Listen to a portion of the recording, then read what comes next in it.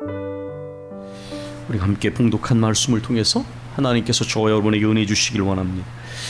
본래 그의 형제 야고보와 함께 급하고 불같은 성격 때문에 우리의 아들들 보아너게라고 하는 별명을 주님께 받았던 요한은 우리가 아는 것처럼 사랑의 사도로 그의 별명이 바뀌어졌습니다. 우리가 요한일서를 비롯한 요한이 쓴 편지, 특별히 작은 이 편지들을 보면 사랑하는 자들아 라는 표현을 자주 쓰고 있는 것을 봅니다. 이 요한일서 전체에도 그렇고 오늘 본문 처음 1절에도 사랑하는 자들아 라고 하는 표현을 우리가 만나게 됩니다.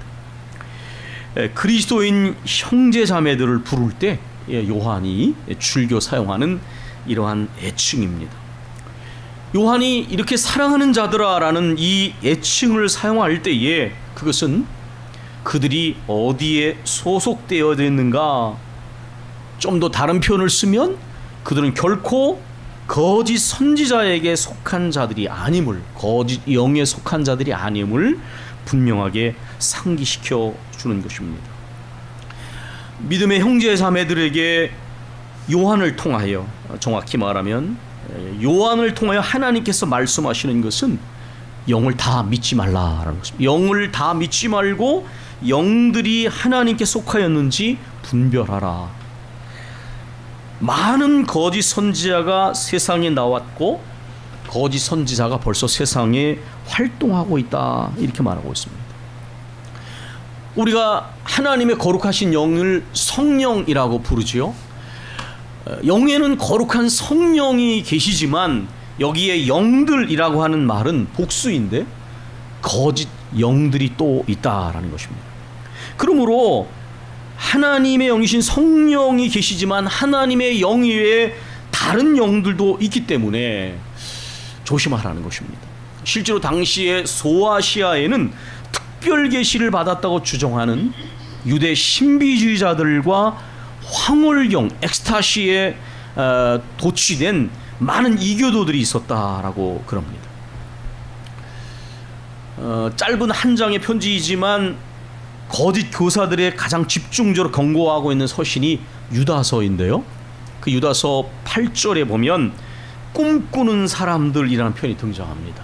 이것은 이제 거짓 선지자들인데 말하자면 꿈이나 그 이외 계시를 받았다고 말하면서 특별한 계시 환상을 근거로 끌어들이면서 거짓 교리를 전파하는 사람들을 꿈꾸는 사람들이라고 일컬었습니다. 제가 생각할 때 이 특별 계시, 그러면 한국 교회처럼 이런 특별 계시를 강조하는 교회도 아마 드물지 않는가 싶습니다. 제가 어렸을 때부터 은사주의자들하고 상당히 많이 접할 기회가 있었어요. 저를 가르쳤던, 제 주위에 있던 사람들이 은사주의자들이 굉장히 많이 있었어요. 그래서 방언하고 방소하고 뭐 투시은사 뭐 이런 말을 쓰면서 많은 은사주의자들을 받고 그들이 어떤 결말을 가져오는지도 사실 저는 어떤 면에서는 불행하게, 어떤 면에서는 그 일로 인해서 영적인 분별력의 중요성을 배우게 된 점에서는 감사하게 그런 경험을 어렸을 때부터 가지면서 왔는데요. 사실 여러분께서 이렇게 앉아서 예배를 드리면 여러분들은 교회에 속해 있고 또 건전한 상식과 교양과 이성을 가지고 있기 때문에 나는 절대로 이단 사입이나 이런 거에 빠지지 않을 거야, 그런 생각하실지 모르겠어요. 그런데 실제로 현실에서 일어나는 일을 보면 그렇지 않다. 제가 신학교에 수업을 들을 때 꽤 이름이 알려주신 목사님께서 자주 이런 얘기를 하셨어요. 사람이 절대로 변하지 않을 것 같은데 변하게 되는 세 가지 경우가 있다. 그것은 도저히 인간의 힘으로 해결할 수 없는 문제에 부딪혔을 때, 또 의학적으로, 현재 의학적으로 도저히 치유할 수 없는 죽을 병에 걸렸을 때, 또 신비 체험을 했을 때 인간은 그의 지식 수준이나 교양이나 이런 것과 별개로 변하게 된다.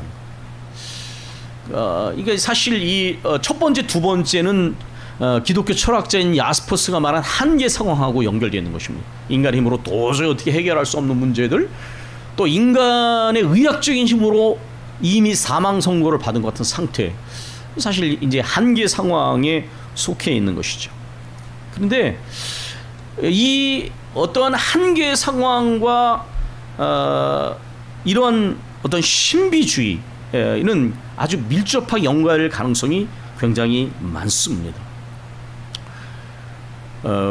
왜 그러냐 하면 바로 거기에 인간의 어떤 이성이나 상식이나 모든 인간의 노력들이 다 무력화되거든요. 여기에는 양갈래 길이 이제 주어지게 됩니다. 정말 이러한 위기를 통해서 실제로 인간의 철저히 연약함을 인정하면서 하나님을 향하여 가까이 나가게 하면 기회가 돼요. 그래서 많은 분들이 깊은 곳에서 주님을 만난 경우가 많죠. 그런데 또 한편으로 이건 굉장히 위험한 시간이기도 합니다. 잘못하면 건전한 이성과 상식을 넘어서고 또 건강한 신앙을 떠나서 이런 어떤 미신이나 이단 사이에 빠질 위험성도 굉장히 존재한다. 제가 이제 기도원 같은 데를 이렇게 가보면 거기에 꽤 명문대에 나온 환자들이 있습니다. 제가 말하는 건 육체적 환자만을 말하는 것이 아니라 멀쩡해 보이고 굉장히 똑똑한데 몇 마디 얘기를 나누다 보면 이 사람하고는 대화를 계속하면 안 되겠구나. 왜냐하면 어느 순간에 그 병적인 기질들이 올라오는 거예요. 왜 그러느냐?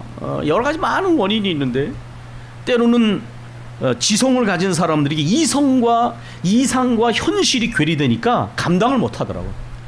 그 자존심 때문에, 많이 배운 것 때문에 자신이 생각하는 이상과 현실이 일치가 되지 않으면 사람이 정신병이 걸리더라고요. 근데 전체가 정신병이 걸리는 게 아니라 부분이 걸린다. 굉장히 경제적으로 부유한데 남편이 사업에 미치고 때로는 다른 여자한테 눈길을 주니까 감당이 안 되는 거예요. 경제적인 거는 남부럽지 않지만 그런 이상과 현실에 굉장한 괴리감이 있으면 사람이 그때부터 병이 들게 됩니다. 뭐 여기에 일일이 예를 들 수 없을 정도로 많은 경우가 있는데 이러한 그 인간의 힘으로 어떻게 하기 어려운 이런 상황을 이제 경험하게 되면 인간은 이 신비주의에 쉽게 노출되게 됩니다. 여러분께서는 대표적인 이단 중에 하나인 신천지가 노골적으로 거짓된 신비주의 전략을 쓴다는 거 말씀드렸죠, 제가 예전에. 그러니까 선발대가 들어와서 교회에 헌금도 많이 하고 봉사도 한 다음에 그 교회 상황을 파악하고 이제 뒤로 빠지고 그 다음에 후발대가 들어가서 얘기하는 것이죠. 권사님, 내가 어저께 꿈을 꿨는데 권사님이 어떤 막 큰 물에 떠내려가더라고. 그래서 내가 권사님의 영혼을 위해서 많이 기도했나라고. 왜 고맙죠? 기도해 준다니까. 그다음 말하는 겁니다. 권사님 아들이 감옥에 가 있죠. 이거 어떻게 알았는가? 신통방통한 것이죠.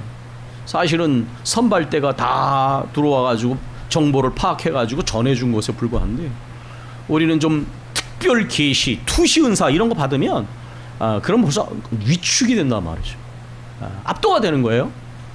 더군다나 삶의 상황이 그렇게 건강하거나 행복하지 못하면 아까 말한 것처럼 오히려 때로는 그가 기대하는 이상과 현실대 사이의 괴리감 때문에 오히려 더 병들게 된다. 그 자존심 때문에. 겸손하게 하나님 앞에 자기 약함을 인정하면서 나오면 괜찮은데 그렇게 하기가 어려워. 그러니까 기도원에 가면 때때로 그런 환자들을 만납니다. 굉장한 배움을 갖고 굉장한 어떤 자리에 있지만은 그러나 자기 영혼의 문제 하나도 해결하기 어려워하는, 물론 그 기도원에 와서 하나님께 기도함으로써 그 병을, 그 상처를 치유하면 괜찮은데 아까 말씀드린 것처럼 이게 이제 위험성이 있다. 이단이 사용하는 첫 번째 전략 중에 하나는 신비주의 전략이고, 한국 교회는 이런 은사와 관련되어 있는 신비주의에 굉장히 많은 이단 사이비들이 일어났다. 이단들이. 이게 첫 번째입니다. 그 다음에 두 번째, 유다서 8절을 보면 육체를 더럽히며 이런 단어가 나와요. 이건 성적 타락을 말하는 것입니다. 성적 타락. 여러분께서 얼마 전에 JMS 정명석에 관한 보도를 들으셨죠? 너무 어마어마한 많은 인원들을 성적으로 착취한 거예요. 정말 늘씬하고 그런 여자들을 뽑았다고 그러잖아요. 그러니까 이 이단의 두 번째 특징이 뭐냐면 성적으로 착취를 하는 거예요. 이게. 근데 이제 그런 모든 과정 속에도 보면 굉장히 이제 그 이단 사이비에 뛰어난 부분이 있는 거죠. 세 번째는 그 유다서 8절에 보면 11절에 삭슬 위하여 발람의 어그러진 길로 몰려갔으며 이런 말이 나옵니다. 이것은 이제 이단 사입의 세 번째 그 특징을 보여주는 것인데, 물질, 권력, 명예 이런 것들을 통해 가지고 그런 걸 완전히 이런 것을 착취하는 거예요. 이 발람이라는 사람은 이방 선지자였는데 원래 하나님의 정말 계시를 받은 사람입니다. 그런데 모압 왕 발락이 주는 특권, 거기는 물질적 보상, 어떤 권력 이런 모든 것들이 포함된 보상을 주겠다 하는 말을, 그 유혹을 끝내 이기지 못해서 미디안과의 전쟁에서 여자들을 통해서 이스라엘을 타락시켰어요. 그리고 그 여자들을 통해 성적으로 타락할 뿐만 아니라 이제 우상을 숭배함으로써 이스라엘이 심판을 받았습니다. 그러니까 이것은 거짓 선지자들의 특징이 바로 이런 부분이다. 그 교주가 되는 인물은 물질적인 부요함, 또 특권, 명예 그런 것을 다 누리고 나머지는 쪽박을 찬다. 그리고 정신적으로 완전히 사람들을 노예로 만들지 않습니까? 이러한 이야기들을 여러분 들으시면 이런 생각을 아까 말씀드린 것처럼 한 발 거리를 두고 보면 나는 상식적으로는 이성적으로 절대로 저런 거 이해 안 가고 난 안 빠진다. 그런데 여러분께서 한 가지 이런 생각을 해보세요. 여러분 삶이 행복하고 건강할 때 내 마음속에 드는 생각하고, 여러분의 삶이 많은 문제가 있고 많은 어려움이 있을 때 어떤 생각이 드는지 아십니까? 우리는 많은 문제를 겪고 나면 사람들이 덜컥하는 심정이 생겨나요. 저도 아버지가 다치고 났는데 아버지한테 전화가 오면 혹시 어딘 다치, 이런 생각이 앞속에 든단 말이죠. 그러니까 내가 생각처럼 그렇게 아주 이성적이고 굉장히 상식이 있고 차분할 것처럼 보여지지만 인간의 생각에는 얼마나 연약함과 그 허망한 생각들과 불안과 헛된 상상 같은 것이 굉장히 많이 떠돌거든요. 제가 언젠가 한번 그런 얘기를 드렸죠. 제가 독일에 가기 전에 있던 교회에서 아주 명문대의 지성적 기독교 서클의 회장을 한 친구가 이 신비주의에 넘어갔다. 그래서 부부가 몇 년 동안 결혼 전에 결혼하고서도 몇 년 동안 갚아야 할 돈을 융자를 내가지고 어느 여자 기도원 원장한테 갖다가 바쳤어. 결혼하고 나서도 그 빚을 갚느라고 아이도 낳을 수가 없고, 그 제가 만나서 얘기했어. 너는 흔히 말하는 최고의 명문대 어쩌고 하면서 그런 지성적 기독교 서클인데 어떻게 그런 데 빠졌느냐? 그랬더니 그 친구가 저에게 대답을 했습니다. 목사님, 저도 누구보다도 그런 걸 경계한 사람입니다. 그런데 제가 어느 순간에 보니까 한복판에 들어와 있더군요. 여러분, 이게 무슨 뜻인지 이해하시겠습니까? 이 친구의 문제는 뭐냐면 자기의 지성을 믿으면서 그런 부분에 대해서 너무 몰랐던 거예요. 예수님께서도 내가 너희를 보냄이 양을 이리 가운데 보낸 것 같다. 세상에 보냄이. 그리고 오늘도 읽었지만 마태복음에서 양의 탈을 쓴 일이, 이단 사이비가 내가 이단 사이비라고 말하는 걸 보셨습니까? 그들은 양의 탈을 쓰고 등장합니다. 광명의 천사로 위정을 합니다. 요즘 이단들은 굉장히 과학적이고 합리적이고 연구를 하는데요, 옛날 이단하고 다릅니다. 기성교회의 지도자들의 타락과 교회의 세속화를 연구해서 비판을 합니다. 들으면 맞는 얘기예요. 그렇게 옛날과 같은 이 단순함이 아니라 요즘 이단 사이비는 상당히 지성적으로 무장해가지고 연구해서 기성교의 약점과 문제를 파고들고요. 과학적인 또는 여러 이론으로 무장을 해서 교인들을 미혹시킵니다. 거기에는 굉장한 논객들을 돈으로 지원해서 이런 일들을 하게 합니다. 우리가 생각하는 상상 이상의 일들이 많다. 뱀처럼 지혜롭고 비둘기처럼 순결하라 하셨는데 우리가 안일하게 깨어 기도하지 않고 말씀에 서 있지 않으면 우리가 이기지 못합니다. 아까 말씀드린 것처럼 저는 꽤 적지 않은 그리스도인들이 교회에서 심지어 중직을 가지고 있는데 가서 점을 보고 기리를 받는 것을, 이건 제 얘기만이 아닙니다. 왜냐하면 결혼식이 몰리는 때가 보면 그 연결점이 있다는 거예요. 가장 문제가 되는 것이 뭐냐, 이 삶 속에서 어떤 상처나 질병이나 해결하지는 문제를 만나서 인간의 삶의 이 균형 감각이 상실될 때, 그때는 그렇게 사람이 생각처럼 이성적이지 않고 그렇게 신앙적인 분별로 갖지 못한다라는 거예요. 이런 틈새를 이단들이 파고드는 경우가 굉장히 많다라는 거예요. 근데 나는 전혀 아닌 것처럼 생각하지. 나는 지성인이야. 나는 이 얼마나 내가 이상적인데, 내가 얼마나 신앙생활을 한 지가 하루 이틀인데 내가 그런데 빠지겠어? 이러한 스스로의 그 자만심에 빠져 있는 경우가 굉장히 많다라는 거예요. 제가 여러분 그 이단들의 특징을 유다서를 인용해서 세 가지 말씀을 드렸어요. 신비주의적 전략, 그리고 성적인 착취, 그리고 또 물질과 권력과 모든 특권을 향유하면서 나머지 사람들을 노예로 만들고 완전히 쪽박을 차게 만든, 이게 한국에서 나타난 이단들의 특징은 하나같이 이러한 공통분모가 있는데 그러기에 모든 영들을 다 믿지 말고 분별하라 이렇게 말씀하셨어요. 그 영들이 하나님께 속하였는지 시험하라 그렇게 말했는데 예전 개역 성경에 시험하라고 나와 있고 오늘 우리 본문에 보시면 분별하라 이렇게 되어 있습니다.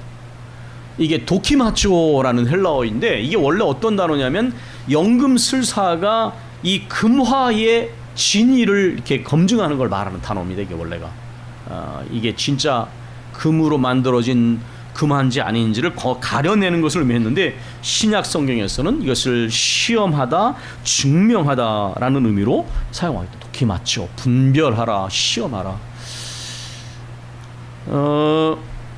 제가 가지고 있는 교회에 대한 분명한 관점 중에 하나는 교회는 영분별 공동체가 돼야 된다라는 게 제 입장이에요.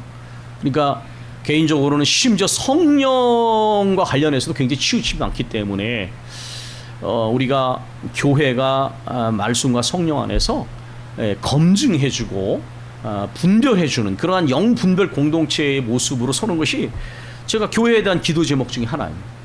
누가 들어왔든지 무슨 뭐 일을 많이 하든지 헌금을 많이 어떤 잘못된 생각들이 교회를 흔들어 놓지 않도록 적어도 교회 전체가 영적인 분별력을 가지고 어떤 이단 사이비적인 것이나 치우침을 용납하지 않을 정도의 영적인 거룩한 질서 분별력이 있느냐. 여러분께서도 그러한 사모하는 마음을 가지고 교회를 지켜보셔야 돼요.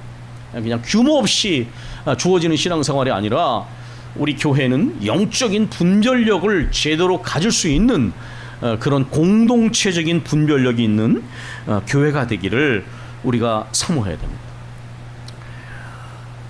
이로써 너희가 하나님의 영을 알지니 곧 예수 그리스도께서 육체로 오신 것을 신한 영마다 하나님께 속한 것이요 예수를 신하지 않은 영마다 하나님께 속한 것이 아니니 이것이 곧 적 그리스도의 영이니라. 오리라 한 말을 너희가 들었거니와 지금 벌써 세상에 왔느니라.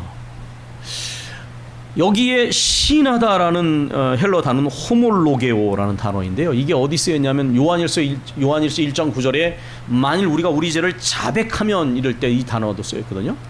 그러니까 이것은 뭐냐 하면 예수 그리스도께서 우리를 죄와 사망 권세 구원하시기 위해서 성육신하셨다고 하는 것.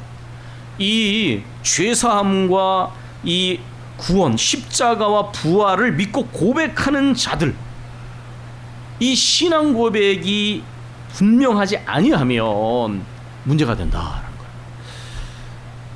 자녀들아, 이것은 진리에 굳게 서 있는 너희여, 이런 말입니다. 너희는 하나님께 속하였고 또 그들은 하나님께 속하였고 또 그들을 이기었나니 이는 너희 안에 계시니가 세상에 있는 자보다 크심이라. 여기에 너희 안에 계시니, 이것은 삼위일체 하나님입니다. 물론 해석이 조금 다를 수는 있지만 어쨌든 성령이시든 하나님이시든 삼위일체 하나님이신데 세상에 있는 것보다 크다, 이렇게 말을 했어요. 세상에 있는 자보다. 제가 지난 주간에 C.S. 루이스가 쓴 그 스크루테이프의 편지라는 책을 이렇게 시간을 내서 읽었는데 거기에 C.S.로 이런 말을 합니다. 사탄의 견주는 대적자는 누구냐? 여러분 누구 같아요? 이 C.S. 루이스는 예수 그리스도는 하나님이 아니시고 미카엘 천사장이다, 이렇게 말합니다. 왜 그러느냐? 하나님하고 견줄 수 있는 그 어떤 것도 없다는, 하늘과 땅엔 어떤 권세, 어떤 통치자, 어떤 강한 세력도 하나님과 견줄 수 없다. 이게 기독교의 분명한 가르침이에요. 그러나 우리가 악마 사탄은 타락한 천사라고 말하지 않습니까? 그런 의미에서 여기에 있는 대적자는 이 사단인데 그 사단이 대적하는 대적자는 하나님하고는 견줄 수 없다. 미가엘 정도가 된다. 상당히 일리가 있는 고백이라고 저는 생각해요. 하나님을 의지하는 자들은 그러므로 모든 이런 악한 영들을 이길 만한 힘이 있는 것입니다. 그들은 세상에 속한 고로 세상에 속한 말을 하며 세상이 그들의 말을 듣느니라. 우리는 하나님께 속하였으니 하나님을 아는 자는 우리의 말을 듣고 하나님께 속하지 아니하는 자는 우리의 말을 듣지 아니하나니 진리의 영과 미혹의 영을 이로써 아느니라. 여기에 속한다라는 헬라어는 에크투 테우 에스틴이라는 말인데 번역을 하면 하나님께로부터 났다, 그런 말입니다. 하나님께로부터 유래했다, 그런 말. 우리는 하나님께로부터 온 하나님의 자녀요, 또 하나님께로부터 온 영을 받은 사람들입니다. 그래서 여기에서 아주 분명한 대조를 하고 있죠. 하나님과 세상. 세상은 아까 장로님 기도하신 것처럼 육신의 정욕과 안목의 정욕과 이생의 자랑을 추구해서 이된 사입의 교주들이 보면 물질적인 특권, 성적인 착취, 모든 특권과 모든 명예를 독차지하다시피 않습니까?